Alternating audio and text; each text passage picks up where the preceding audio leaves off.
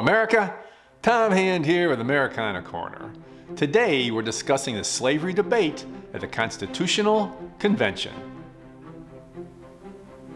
One of the most troublesome questions at the Constitutional Convention was what to do about slavery. Not whether it should be abolished by the new Constitution, but whether slaves would be counted in the census and if the states or the central government would control the institution and what that control would look like. All delegates recognized the terrible inconsistency between slavery and the words expressed in our Declaration of Independence. But they understood the task at hand was to create a new form of national government that could prosper under the conditions that then existed, and in 1787, slavery was a reality throughout the world. But in the United States, the first ever movement to abolish slavery had already taken root.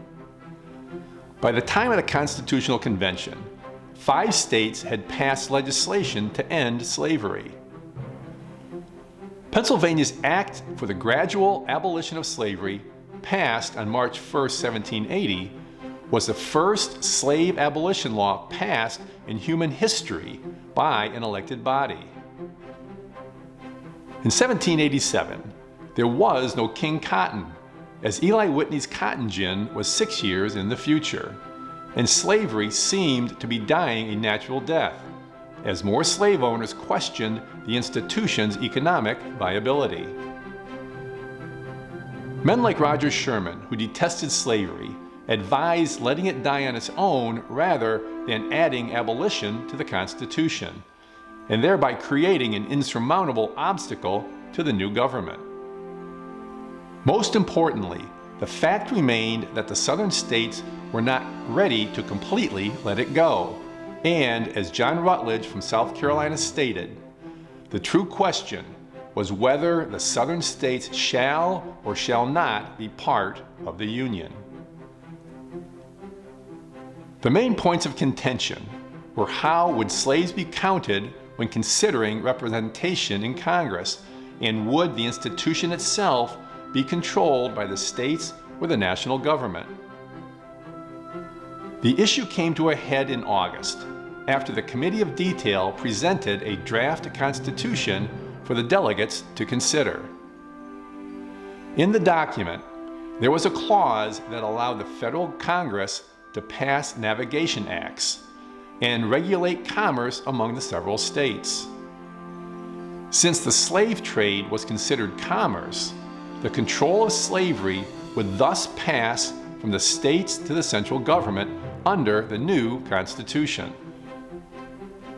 This provision was a non-starter for the southern states, and a compromise was reached that navigation acts could only pass with a 2/3 majority of Congress, and the southern states agreed that the importation of slaves would be forbidden after 1808.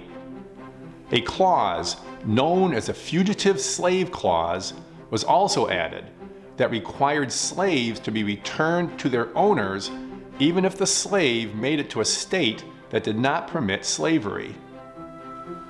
But most importantly, it was agreed that slaves would be counted as 3/5 of a person in the census, greatly bolstering Southern representation and political power in Congress. This was known as a federal ratio, and in the words of Alexander Hamilton, no union could possibly have been formed without it. Next week, we will discuss the Constitution of the United States.